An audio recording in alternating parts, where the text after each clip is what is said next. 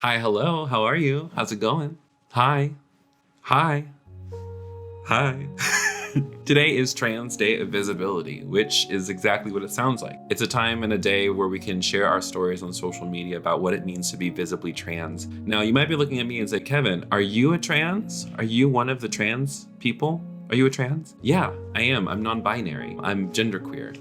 And what that means for me is that my gender presentation and my feeling about my gender kind of fluctuates. I don't fit neatly into the category of like strictly male or strictly female. My gender presentation also kind of reflects it as well. Not always on the internet, because honestly, people are really shitty on the internet. So I mostly, like, if I get dressed up and like I'm presenting more femme, it's likely I'll take a selfie and send it to one of my friends before I'll post it on the internet, which I guess is saying something. Being that this is Trans Day of Visibility and we're out here trying to represent. This is, I'm having a realization in real time, you guys. I'm a genderqueer person, and my presentation does very wildly. Like, I've got painted nails right now, but depending on where I go in Georgia, it might not always be safe for me to present more femme. Being trans in America is oftentimes having to choose between safety and comfort. A lot of times we have to exchange the comfort of being who we are for our safety. Meaning, like, I can't wear everything I want to wear because I live in the South. Even in a city like Atlanta, like if I walked out in a dress or anything more than heels, and maybe like, even putting on a bright lipstick, depending on where you go in town, can be risky. And so oftentimes I find myself holding myself back because I'm afraid of what might happen to me in public. And that's real. And a lot of people deal with that. And I'm okay with that for right now. Maybe if I move to another state or another city, it'll be different. But for right now, like, it's where I am, and I'm okay with that. It doesn't stop me from still proclaiming on the internet who I am. It doesn't stop me from trying on different things and seeing what's comfortable and trying to really explore what it means to be a non-binary human. Because I think a lot of times people look at me and they'll read me as cis male because I have a beard and my voice is deeper and I'm tall and I look like a dude without ever actually like asking me. So there's a lot of assumptions. My pronouns that I do like are they, them, and theirs. But I also tell people, I don't really mind if you use other things. You want to call me, hey brother, how you doing? Yeah, I'll be your brother. Like, hey girl, like, it's fine with me. You can literally call me whatever you like, as long as you're being kind. That's usually my thing. I also say that I'm professionally they. And what I mean by that is for folks who aren't a part of queer community or aren't really well-versed in conversations around gender diversity, I tell people to use they pronouns, they, them, theirs pronouns,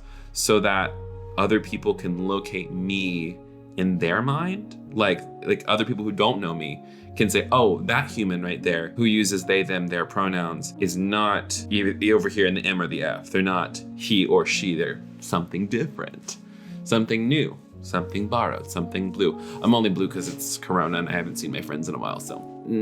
Trans Day of Visibility is also a day where we want to talk about the reality of the dangers that face trans people in the world. Countries all over the world, it's already illegal to be a queer person. It's illegal to be in a same-sex relationship. And so you can only imagine what that means if you're a trans person trying to live your truth in public. Here in America, trans women of color are the most likely group to face violence out of any other person in the queer community, simply for being who they are. It's time for us to stop ignoring the epidemic of violence that comes against the queer community and especially the trans community, because we're worth it. Not only have trans people been the people who have really been on the front lines fighting for queer liberation since the beginning, we also are the ones who typically get forgotten the most. And I say we, knowing that like I have white passing privilege and male passing privilege, but I'm still genderqueer. I'm still part of the trans community. And you like policing me, telling me whether I am trans enough. Even my own ego wants to say, you're not trans enough to be a part of that community. I'm just like, the idea of being trans enough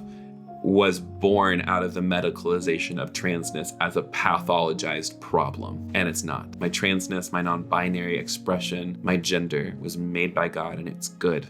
And when I can just accept that that's good, there's a lot more that I can do. To all my trans fam out there, happy Trans Day of Visibility. You're beautiful, you're wonderful, and you are so beloved.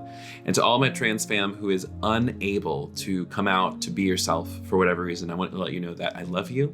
So many of us are holding space for you, we're praying for you, and it is not always going to be this way. There's freedom for you. And I cannot wait for that. Thank you so much for watching. If you liked, go ahead, like, share, subscribe. In the comments again, let me know what your pronouns are. And then share this with a friend who might also need a little bit of encouragement today. Again, You're beautiful, you're wonderful. Please stay the fuck home. Take your meds, drink some water, eat something delicious, move your body, call your therapist, and I'll see you next time. Bye.